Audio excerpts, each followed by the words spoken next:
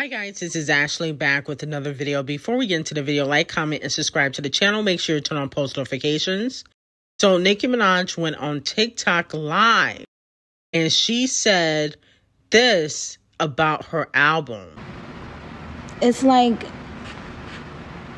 I knew that this was becoming something incredible, but it is officially, y'all, a classic. Like, it's a classic, okay?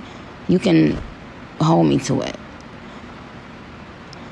But it made me realize how much we need this right now. Like, how much... First of all, the Barbs are fucking elite. The Barbs are the fucking standard. We know that. But it's not only just that. It's that the Barbs, the fans, the people, even the people that aren't Barbs that just fuck with me or whatever, but like, even, you know, y'all deserve greatness. So let me know how you guys feel about that. She's saying that Pink Friday 2 is a classic. She said that, you know, she's never said that about, you know, her albums before, but she's saying that it's going to be a classic for the fifth thing.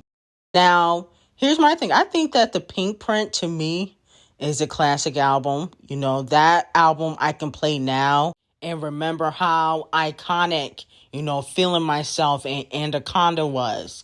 But my favorite song on that album was Win Again. And then I also feel like Pink Friday, you know, is a classic album too. I mean, still to this day, I don't think anybody has topped, you know, Nicki's Roman's Revenge. I mean, that song is just crazy.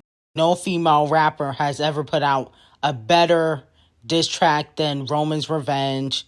Nobody has topped her Monsterverse, even though that wasn't on Pink Friday. It was part of the Pink Friday era. And then Did It On Them, that's a classic too. Okay, so I do feel like Nicki has classic albums under her belt. You know, people don't use the word classic anymore because a lot of these newer artists just push singles. They don't care about making classic albums. That's what Queen Bee talked about years ago. They just want to push out a hot single, put a music video behind it, and get some radio play, and then people will say it's a hit. But not only that, fans want Nicki to save Iggy's career. Okay? Iggy Iggs. She has received some backlash for writing a letter, you know, trying to help Tory get a lighter sentence. You know, he is currently doing time for, you know, the incident that happened with Megan Thee Stallion. And so with that being said, you know, people are planning to boycott Iggy's music. They weren't really buying it to begin with. I mean, Iggy to me has fell off years ago, no shade. But fans want a Nicki and Iggy collaboration. Here's my thing. If it was 2013, 2014, I would be here for it. But in 2023, I'm going to pass on that. Okay? Iggy's not relevant musically right now. And then on top of that, she's going to receive major backlash. People are going to say, oh, she only collaborated with Iggy to spite Megan Thee Stallion. I don't think Nicki needs to be involved in the Megan Thee Stallion and Tory drama. Okay? We need a nice drama-free era. This ain't the Queen era. We need a nice drama-free era. And I don't want Nicki to be associated with the Megan and Tory drama. People gonna be like, oh, she only did that to spite Megan Thee Stallion. Why she didn't collaborate with her when Iggy was hot? That's what they gonna say, okay? No shade to Iggy, but you made your bed, you got the D, and you gotta lay in it, okay? I know you was smashing Tory, but hopefully the D was worth it because now you're gonna receive major backlash. Now, moving on to D0JÁ Lamar. Fans have been asking me, did D0JÁ send a shot at Anna Wintour? You know, she's a gatekeeper for the fashion industry. Now, D0JÁ Cat dropped The Town Is Dead last week.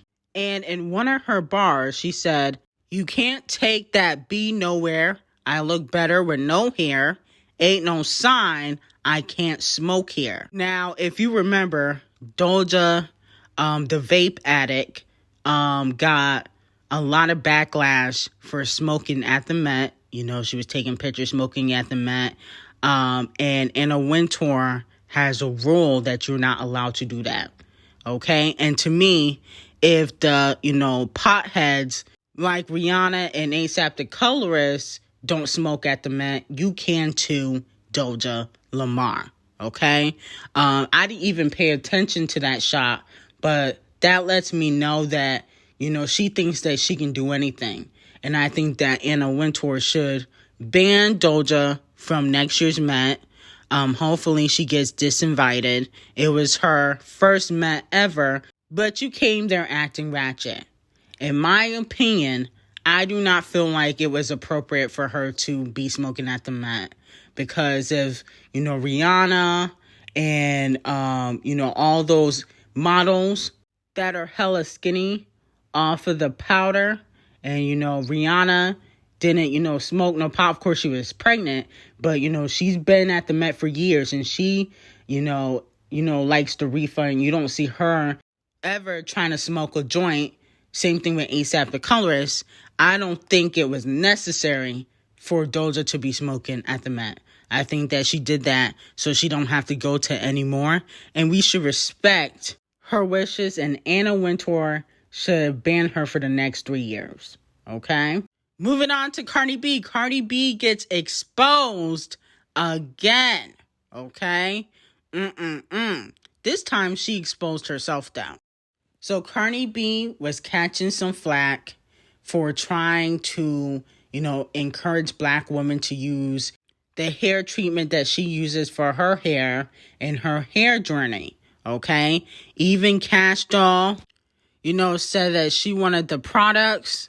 And Cardi B had invited her over to her house so they can talk about Ckiminaj secretly, because, Cash Doll fell out with Nicki Minaj a few years ago because Cash Doll was upset at the Barbs. Okay? She believes the Barbs owe her an apology.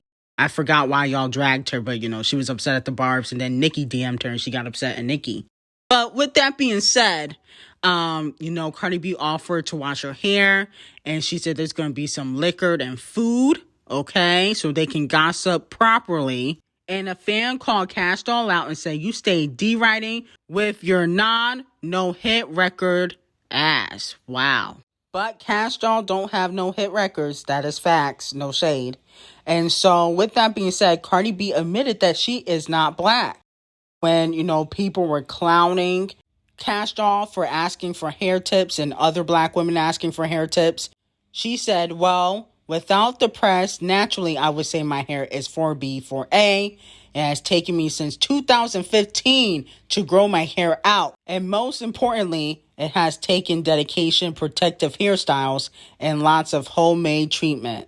All my life, I struggle with not only growing my hair, but maintaining it healthy, and I've shared my tips. Also, Latinas have different hair textures, color features. Read a book, okay? So she has admitted, Garbage Gang, that she is not black, okay? She said Latina. She didn't say Afro-Latina. She didn't say half-black Latina. She said Latina, okay, Garbage Gang? So here's the evidence that Cardi B is not black. This receipt is from Mob Radio. So I don't want to hear anybody say that Cardi B is Afro anything anymore. And then on top of that, if 6ix9ine shouldn't be saying the N-word, neither should a Latina like Cardi B who don't write, but she got a black man writing for her, so that's why she thinks she black, okay? And she always goes up against black women. So let me know how you guys feel about that. Now, moving on to Scratch Off.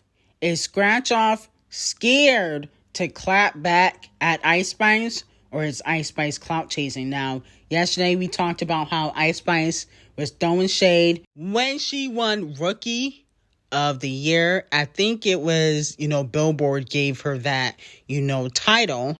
And she was trolling Scratch Off. Thank you everybody here at Billboard, and to my fans, thank you to my fans, period. And Scratch Off, she came up with the saying, thank you to my man, which is going viral on TikTok. And at first I felt like, Ice Spice was being a little bit corny, but Scratch Off does the same thing to Ckiminaj, and I have changed my mind. I think that Ice Spice should continue to keep trolling Scratch Off until she stopped trolling Ckiminaj and trying to use that Coke line as a diss at every performance that she does. Okay, until she stopped doing that, I think Ice Spice should continue to troll her. Moving on to Rihanna. So allegedly she has given birth to a baby girl. That was reported by Media Takeout. Congratulations to Rihanna. Now, moving on to Queen Bee and Iggy. As we know, Iggy name dropped Pitbull and Queen Bee, who she has toured with in the past, in her letter to the judge to get Tory Lanez a lighter sentence, okay? And she said that she was respected by her peers.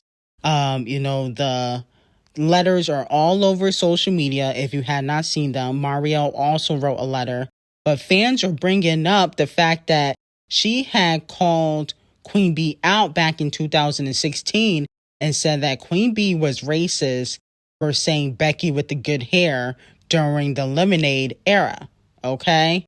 Remember, she dropped Lemonade because Camel Face was cheating, probably still is. And she said, something about Becky with the good hair in the single Sorry back in 2016. Iggy called her out on that. I guess white girls don't like to be called Becky. And with that being said, fans don't feel like she should be name dropping Queen Bee in her letters, especially when Meg is associated with Devil Nation. Especially if you have dissed Queen Bee in the past. So let me know how you guys feel about that. Moving on to Olivia Rodrigo.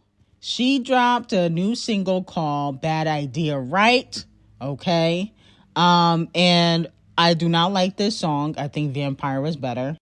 It has a pop, punk rock sound. But to me, it's okay. You know what I'm saying? I don't really care for the record. I think Vampire was the stronger single. And are people still talking about Olivia Rodrigo? I feel like people don't really be talking about Olivia Rodrigo as much. So let me know how you guys feel about that. But anyway, I will see you guys in the next video. I got some hot tea on Patreon. Link will be in the description. Have a great day.